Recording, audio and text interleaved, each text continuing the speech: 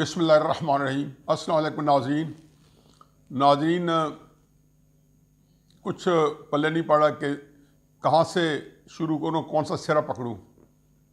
कहने को बहुत कुछ है और कहने के लिए कुछ भी नहीं है। कहने के लिए कुछ नहीं है, क्यों? मेरी ज़ुबान गंग है। खुदा गवाह है कि मैं शस्त्र हूँ। मैंने कल वीलॉग में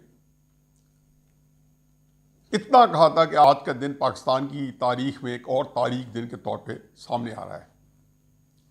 कल का वीलॉग देखें और आज देख लें कितनी मुताबिकत रखता है। मैंने उसमें एक बात और भी की थी और मैंने ये बात अपोजिशन के हलकों तक पहुंचाने की कोशिश की थी कि आपको ये इलेक्शन नहीं जीतने देंगे, और ये इलेक्शन आपको इसलिए नहीं जीतने देंगे कि इसके लिए उनकी बहुत सारी स्टेक्स जो हैं वो लग चुकी हैं।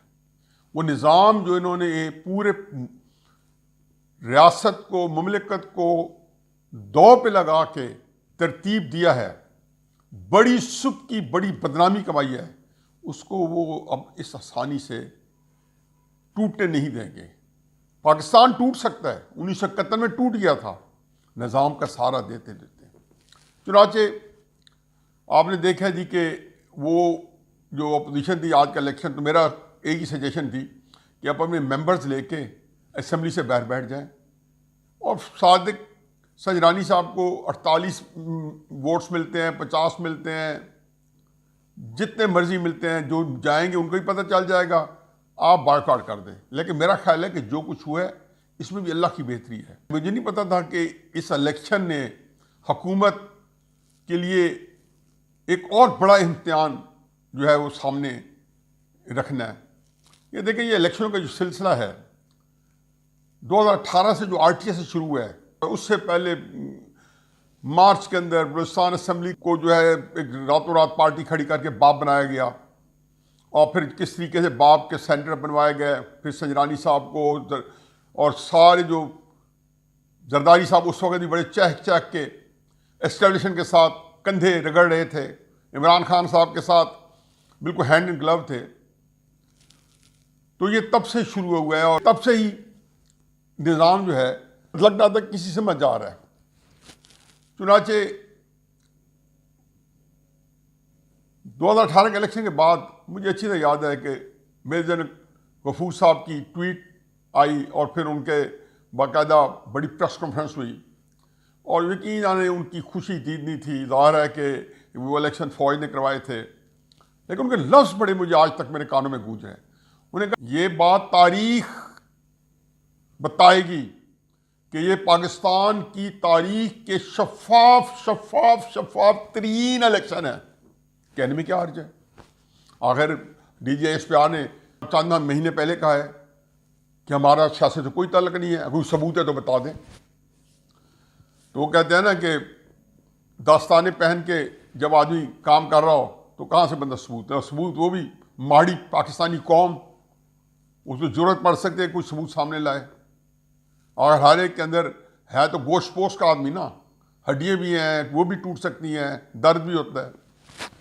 तो ये निज़ाम वहाँ से चल रहा है और ये इलेक्शन जो है आज यहाँ तक पहुँचा है।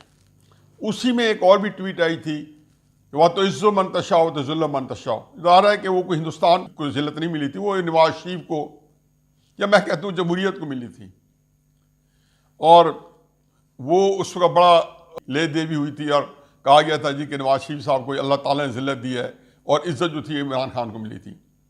ये तो तय करना अल्लाह मियाँ का काम है कि किसको अल्लाह ने इज़्ज़त देनी है और किसको अल्लाह ने ज़िल्लत देनी है। और इज़्ज़त और ज़िल्लत का पैमाना वो नहीं है जो आपने अपने आप को धोखा देने के लिए ईजाद किया हुआ है या कौम को धोखा देने के लिए। वो अल्लाह ताला ने अपना क्राइटेरिया बनाया हुआ है और वो दिलों के भेद भी जानता है। इस तरीके से ये निज़ाम जो है तरतीब दिया गया और इमरान खान साहब जो हैं एक हाइब्रिड मॉडल के तौर पर सामने आए। अब इसके अंदर अपोजिशन ने इस निज़ाम को किसी दिन ही कॉन्टेस्ट नहीं किया। इसकी बिल्कुल बहुत ही, जिसको कहना चाहिए कि हमेशा से साथ दिया। पहली असेंबली में leader of the opposition Shahbaz Sharif की तकरीर सुन लें, बिलावल भुट्टो साहब की सुन लें, मिसाक पेश कर रहे थे, कोई रिज़ाइन करने पर तैयार नहीं था, सारे असेंबली में बैठ गए। ये वो तरतीब है जो निज़ाम में चल रही थी, और फिर अब क्या क्या नहीं किया। एक्सटेंशन हुई, फिर शहबाज शरीफ साहब लंदन से बाद अवीद लेके आप वापस आए, एक भी लोग पहले मैंने बताया है। फिर यहाँ पे आए तो जैसे उसे कह रहे हैं कि आज तलाल की बड़ी अच्छी ट्वीट आई है कि बिलावल भुट्टो ज़रदारी साहब आ गया न्यूट्रल का मज़ा। ये तो न्यूट्रल था, अगर ये साथ देते तो क्या बनता। देखें, इसमें कोई आर नहीं। अयूब खान के वक्त में पाकिस्तान में जो सियासत थी, माशला था, सियासतदानों की एक ख़ास किस्म की जहनीत और तादाद अयूब खान के साथ थी, और उसके मुखालिफ जो लोग थे वो जब अयूब खान के ख़िलाफ़ थे तो वो ये जंग जो थी पाकिस्तानी कौम और फौज के दरमियान में थी, सियासत के ऊपर। यही हाल हमने याह्या खान के ऊपर देखा, यही हाल ज़ियाउल हक साहब के ऊपर देखा नहीं है किस शिद्दत से पीपल्स पार्टी की तहरीकें चलती रहीं। यही हाल हमने मुशर्रफ साहब में देखा। एग्जैक्टली पहली बात तो ये समझनी होगी कि इसके अंदर जो है ये निज़ाम जो है ये इमरान खान का निज़ाम नहीं है। इमरान खान साहब इनफैक्ट आज के इलेक्शन में अजीब व गरीब तरह की एक मजबूत पोजीशन में आ गया है, वो मैं आगे चल के बताऊँगा। लेकिन इससे पहले कि मैं बीलॉ को आगे चलाऊँ, मुझे इफ्तिखार आरिफ साहब की एक बड़ी ज़बरदस्त नज़म है, वो मेरा ख्याल है वो मैं पढ़ दूँ। ये पाकिस्तान के हालात हैं, अब सही मानों में हमारे ऊपर जो बीत रही है ये उसके बिल्कुल मुताबिक है।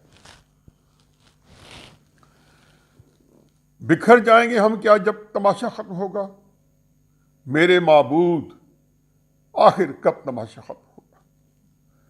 चिरागे हुजरे दरवेश की बुझती ही लो, हवा से कह गई है अब तमाशा ख़त्म होगा। कहानी में नए किरदार शामिल हो गए हैं, नहीं मालूम अब किस ढब तमाशा ख़त्म होगा। कहानी आप उलझी है या उलझाई गई है,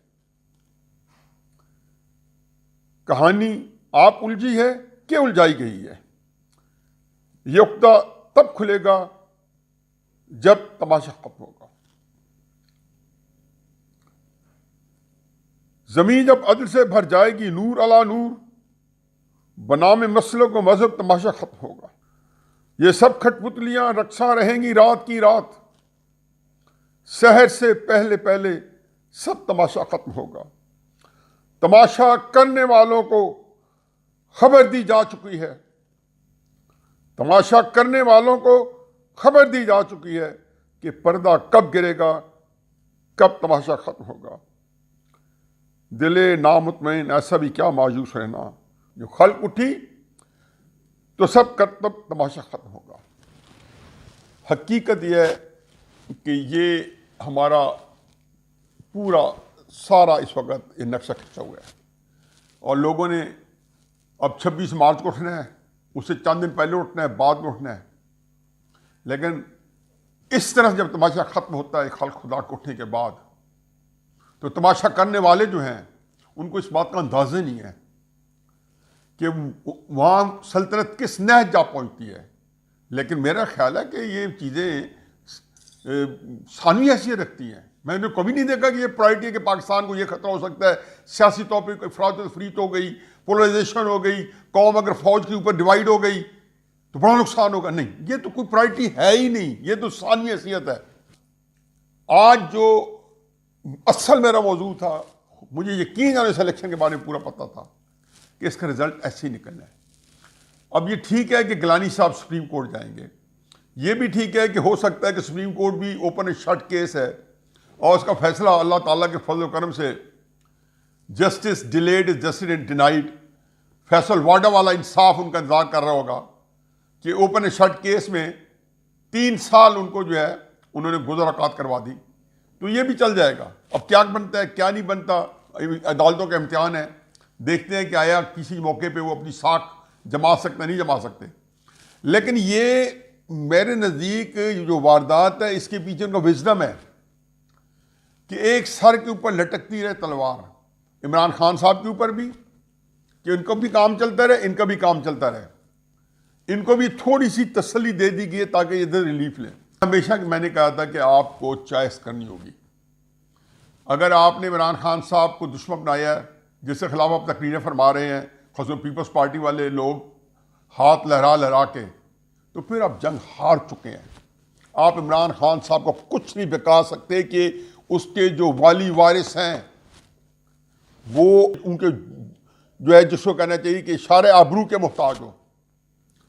चुनाचे गिलानी साहब का केस तो चलेगा, लेकिन मुझे इतना कि कैमरे जिसका जिक्र ही नहीं किया हारने के बाद या बाद में, जो असल मौजूद है कि वो कैमरे इतना बड़ा स्कैंडल है कि पूरी रियासत पाकिस्तान हिल सकती है। हमें तो कैमरों की खेल का बड़ा तजर्बा है। याद नहीं आपको खादम रिजवी मरहूम ने जब हमला किया था इस्लामाबाद पे और वहाँ पे पुलिस की दौड़ें लगवा दी थी, तो दुनिया का सबसे मॉडर्न जो सेफ सिटी सिस्टम था उसके कैमरे जो थे उनकी तारें कट्टी पड़ी थी, और वो इंफॉर्मेशन जो कि इंतहाई सेंसिटिव हसास थी, ये पता था कि ये किन तारों के पास है, लेकिन मैं देख लिया था ना।